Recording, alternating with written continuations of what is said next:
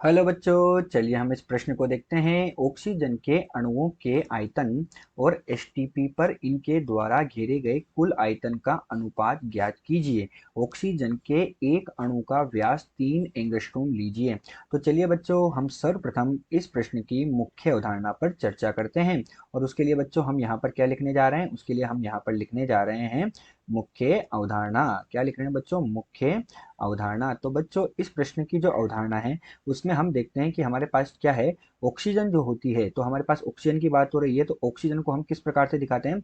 Oxygen को हम O2 के रूप में हमेशा लिखते हैं। तो हमारे पास ऑक्सीजन क्या होता है? O2। और उसकी संरचना किस प्रकार की होती है? इसकी संरचना कुछ इस प्रकार की होती है। तो हमें ऑक्सीजन के अणुओं का आयतन ज्ञात करना है। और कहाँ पर ज्ञात करना है? एसटीपी पर हमें ज्ञात करना है। तो एसटीपी जो होती है उस पर हमारे पास जो एक मोल गैस होती है उसके अणुओं का आयतन 22.4 लीटर के बराबर होता है। कितना होता है बच्चों?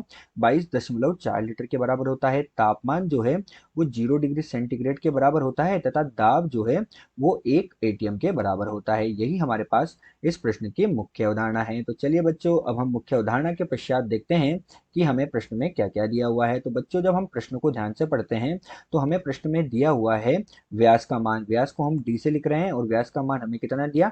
3 एंगस्ट्रॉम के बराबर दिया। 3 एंगस्ट्रॉम अर्थात 3 × 10⁻⁻10 मीटर के बराबर दिया। तो हमारे पास त्रिज्या का मान कितना होगा बच्चों? तो वो त्रिज्या का मान होगा व्यास का 1/2, अर्थात कितना होगा? 1.5 × 10⁻⁻10 मीटर के बराबर हमें इसकी त्रिज्या प्राप्त होगी। तो चलिए बच्चों, अब हम मुख्य अवधारणा के आधार पर प्रश्न को हल करते हैं। तो यहाँ हम क्या लिखने जा रहे हैं? प्रश्न का हल लिखने जा रहे हैं। अब प्रश्न के हल में हम क्या कर रहे हैं? एक मोल गैस के अणुओं का आयतन निकालेंगे। लेकिन हमारे पास ऑक्सीजन कैसा होता है? ये ऑक्सीजन इस प्रकार होता है। तो ऑक्सीजन इस प्रकार अर्थात ऑक्सीजन संरचना कैसी होती है? गोलाकार हुई। तो ऑक्सीजन हमारे पास गोलाकार हुआ, तो जब हम इसका आयतन निकालेंगे तो हम किसका आयतन निकाल रहे हैं? एक मोल अणुओं का आयतन निकाल रहे हैं। किसका आयतन निकाल रहे हैं बच्चों? एक मोल अणुओं का आयतन। तो एक मोल अणुओं का आयतन कितना होगा? V बराबर 4/3 पाई, और क्या हो जाएगा? R का घन हो जाएगा, क्योंकि ये हमारे पास कैसा है? गोलाकार है। ठीक है बच्चों, तो R का घन हमारे पास होगा। और हमारे पास कितने संख्या ले रहे हैं हम इसमें? इसमें हमारे पास कितने संख्या है? N मोल मान लिया हमने।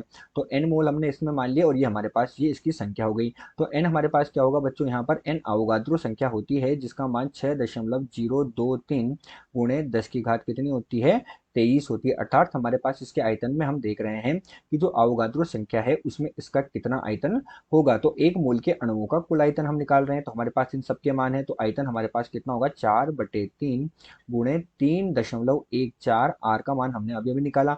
तो आर का मान बच्चों कितना था? 1.5 गुणे 10 की घात ऋण 10 की घात हमारे पास कितनी हो जाएगी?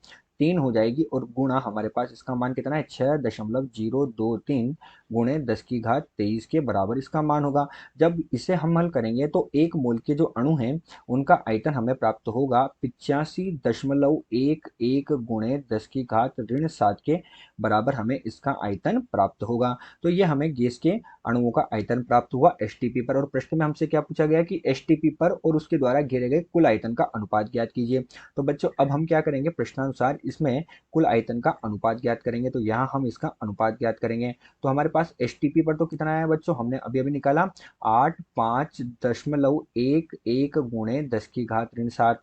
और हमारे पास कुल आयतन कितना होता है? हमने मुख्य अवधारणा में देखा 22.4 लीटर।